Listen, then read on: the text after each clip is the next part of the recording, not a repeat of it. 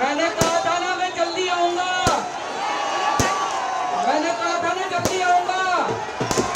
आ गया। 21 मार्च को ईडी ने केजरीवाल को गिरफ्तार किया। 1 अप्रैल को उन्हें तिहाड़ जेल भेज दिया गया। यानी कुल मिलाकर 22 दिन के बाद केजरीवाल जेल से बाहर आए।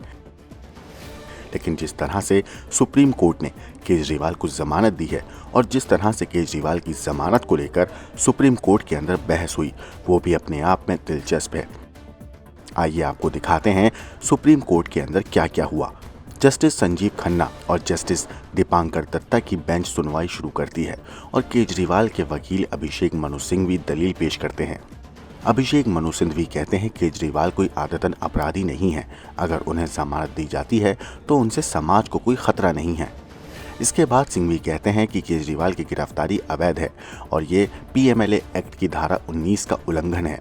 सिंघवी आगे कहते हैं कि जिस बयान के आधार पर गिरफ्तारी हुई है वो बयान दिसंबर 2022 से लेकर जुलाई 2023 के बीच हुई। गिरफ्तारी 21 मार्च 2024 को हुई है। सिंघवी ने कोर्ट के सामने सवाल उठाते हुए तंज कसा कि क्या ईडी ने दोषी मुख्यमंत्री को फ्री घूमने के लिए छोड़ रखा था। इसके बाद सिंघवी बोलते हैं केजरीवाल की गिरफ्तारी लोकसभा चुनाव के लिए आचार संहिता लागू होने के बाद की गई। इस मामले में कोई नया मटेरियल नहीं था। जिस बयान के आधार पर गिरफ्तारी हुई वो जुलाई 2023 तक हो चुका था, लेकिन गिरफ्तारी 21 मार्च 2024 को हुई है। इसके बाद अभी तक अभिषेक मनु सिंघवी की दलीलों को सुन रहे ईडी के वकील की बारी आती है और वो केजरीवाल की गिरफ्तारी का विरोध करने के लिए खड़े होते हैं। ईडी के वकील कहते हैं कोई भी राजनीतिक व्यक्ति किसी भी साधारण और आम जनता से ज्यादा अधिकार का दावा नहीं कर सकता है। कोई राजनीतिक व्यक्ति इस बात का अधिकार नहीं रखता है कि उसे किसी आम जनता से अलग ट्रीट किया जाए और ना ही वो आम जनता से ज्यादा अधिकार रखने का दावा कर सकता है। इसके बाद ईडी के वकील दलील देते हैं कि चुनाव प्रचार के लिए केजरीवाल को जमानत नहीं दी जा सकती है। चुनाव प्रचार का अधिकार ना तो संवैधानिक अधिकार है और ना ही कानूनी। ईडी की तरफ से कहा जाता है कि अगर केजरीवाल को कैंपेन के लिए अंतरिम जमानत दी गई तो दूसरे लोगों के लिए भी ये नजीर बनेगी। फिर ईडी के वकील कहते हैं पीएमएलए के तहत कई राजनीतिक शख्स जेल में बंद हैं। साथ ही कई ऐसे राजनीतिक व्यक्ति भी जेल में बंद हैं जिनके खिलाफ क्रिमिनल केस पेंडिंग है। ऐसे में ऐसा कोई कारण नहीं है कि मौजूदा मामले को अलग तरह से ट्रीट किया जाए। ईडी के वकील एक और दलील रखते हैं, अगर चुनाव प्रचार के लिए अंतरिम जमानत दी जाती है तो ये नियम के साथ भेदभाव होगा, क्योंकि कोई भी पेशा या बिजनेस भी अहम है। कोई किसान की खेती या छोटा व्यापारी का काम भी उतना ही महत्वपूर्ण है जितना कि राजनीतिक पार्टी का चुनाव प्रचार। दोनों पक्षों की दलीलें सुनने के बाद सुप्रीम कोर्ट में जस्टिस संजीव खन्ना और जस्टिस दीपांकर दत्ता की बेंच एक बहुत ही महत्वपूर्ण टिप्पणी करती है। सुप्रीम कोर्ट कहता है कि इस वक्त देश में सबसे अहम चुनाव हो रहे हैं जो कि लोकसभा के हैं। इस राष्ट्रीय महत्व के चुनाव में देश के कुल 97 करोड़ मतदाताओं में से करीब 65 से 70 करोड़ वोटर्स अगले 5 साल के लिए देश की सरकार चुनेंगे। देश का आम चुनाव लोकतंत्र को संजीवनी प्रदान करता है।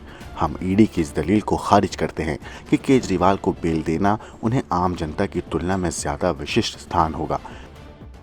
इसके बाद सुप्रीम कोर्ट कहता है कि ईडी का ये तर्क बिल्कुल सही है कि अरविंद केजरीवाल को 9 समन जारी किए गए और इसके बावजूद भी समन का पालन नहीं किया। ईडी का ये तर्क जाहिर तौर पर केजरीवाल के खिलाफ जाता है, लेकिन जमानत देते हुए हमने अन्य पहलुओं पर भी विचार किया है।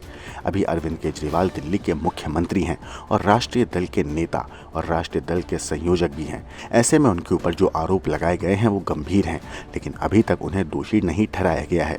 नहीं उनका कोई आपराधिक इतिहास है और ना ही समाज को उनसे कोई खतरा है। सुप्रीम कोर्ट ने यह भी कहा कि केजरीवाल को जमानत देना कोई अनोखा मामला नहीं है। ऐसे कई मौके पर सुप्रीम कोर्ट ने कई आरोपियों को अंतरिम जमानत दी है। अगस्त 2022 से मामला लंबित है। अरविंद केजरीवाल को 21 मार्च को गिरफ्तार किया गया था। गिरफ्तारी की वैधता को लेकर सुप्रीम कोर्ट में मामला लंबित है। ऐसे मामले में केजरीवाल की जमानत के आधार को फसलों की कटाई या फिर किसी व्यावसायिक गतिविधियों से नहीं जोड़ा जा सकता। सुप्रीम कोर्ट से केजरीवाल के वकील अभिषेक मनु सिंघवी ने कहा कि वो इस बात की अंडरटेकिंग देने को तैयार हैं कि अंतरिम जमानत के दौरान केजरीवाल किसी भी आधिकारिक फाइल पर दस्तखत नहीं करेंगे। लेकिन सिंघवी ने साथ में ये भी कहा कि एलजी भी किसी भी फाइल पर सीएम के दस्तखत ना होने के आधार पर काम ना रोकें, लिहाजा आप केजरीवाल को जमानत दे दें। और सुप्रीम कोर्ट केजरीवाल को 1 जून तक के लिए अंतरिम जमानत का आदेश सुना देता है। झूठा पुलिंदा बनाकर भारतीय जनता पार्टी के दबाव में इस तरीके का एक केस खड़ा करके, जिस केस का कोई आधार नहीं है, अब तक कोई सबूत नहीं है, कोई कड़ी नहीं जोड़ पाए हैं। माननीय सर्वोच्च न्यायालय ने पिछले 2 हियरिंग से पहले 5 सवाल पूछे थे इंटरिम बेल को लेकर, उस पर एक पर भी वो सर्टिफिकेटरी रिप्लाई नहीं दे पाई। इसी वजह से आज माननीय सर्वोच्च न्यायालय ने अरविंद केजरीवाल जी को इंटरिम बेल देते हुए 1 जून तक वो प्रचार में रहेंगे और 2 जून को उनको दोबारा सरेंडर करना है। आपको बता दें कि सुप्रीम कोर्ट ने केजरीवाल के अंतरिम जमानत देते हुए 4 अहम शर्तें भी रखी हैं। वो शर्तें क्या हैं, चलिए आपको बताते हैं। अरविंद केजरीवाल शराब नीति केस में खुद की भूमिका पर कोई बयान नहीं देंगे। अरविंद केजरीवाल मुख्यमंत्री ऑफिस और दिल्ली सचिवालय में नहीं जाएंगे। अरविंद केजरीवाल सरकारी कामकाज में दखल नहीं देंगे और फाइलों पर हस्ताक्षर नहीं करेंगे। वो शराब नीति केस से जुड़े किसी भी गवाह से बातचीत नहीं करेंगे। ये बेल जो आज अरविंद केजरीवाल को मिली है, ये इंटरिम बेल है और इंटरिम बेल के अंदर जो ग्राउंड सर्वोच्च न्यायालय द्वारा दिया गया है वो दिया गया है उनके चुनाव प्रचार को लेकर। कहीं भी इस पूरे मामले में जो 15 दिन की इंटरिम बेल दी गई है उसमें कहीं भी सर्वोच्च न्यायालय द्वारा ये नहीं कहा गया कि अरविंद केजरीवाल लिकर स्कैम में लिप्त नहीं थे और पूरे मामले की जो सुनवाई है वो अभी आगे चलेगी। तो कहीं ना कहीं इस तरीके का प्रोपोगेंडा फैलाया जाता है कि सर्वोच्च न्यायालय ने अरविंद केजरीवाल को बेगुनाह माना है और इसीलिए उसको बेल मिली है, तो बिल्कुल गलत है। इस पूरे मामले पे अभी कार्यवाही जो है कानूनी वो चल रही है आगे। ईडी की चार्जशीट फाइल हुई है, साथ साथ सर्वोच्च न्यायालय में जो सुनवाई है अरविंद केजरीवाल की पिटीशन की वो अभी चलेगी और इस चीज के ऊपर सर्वोच्च न्यायालय ने अभी तक कोई भी निर्णय नहीं लिया है।